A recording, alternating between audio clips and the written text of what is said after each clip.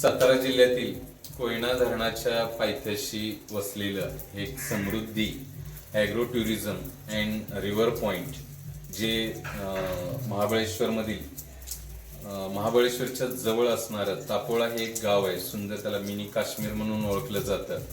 तर समोर तापोळा आहे आणि तापोळ्याच्या समोरच्या बाजूलाच एक समृद्धी ॲग्रो टुरिझम आहे जे जावळी तालुक्यामध्ये फुरस या गावामध्ये हे स्थित आहे.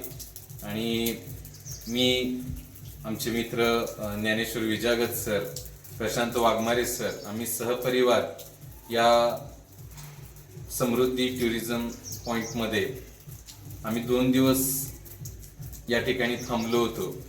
सतत पडणाऱ्या पावसाच्या सरी आणि अंतर्मनाला भिजवून टाकणारे हे सगळ्या मनोमिलनाचं असं एक सुंदर आमची पावसाळी ट्रिप या निमित्तानं या समृद्धी ॲग्रो टुरिझम पॉइंटमध्ये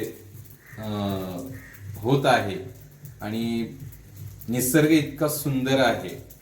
आजूबाजूला हिरवाईचा शालू नेसलेला हा डोंगर बघताय आणि पाऊस असल्यामुळं त्या डोंगराच्या वरती जे धुकं आहे ते पाहताना अगदी डोळ्याचं पारणं फेटल्याचा आनंद आपल्याला मिळतोय.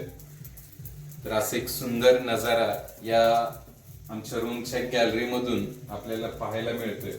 समोर जर बघितलं तर सुंदर अशी कोयना धरणाचं बॅक वॉटर, त्याच्यामध्ये बोटिंग आणि आजूबाजूला हिरवगार अशी जंगल, पक्ष्यांचे मधुर स्वर सतत कानावरती पडत असतात.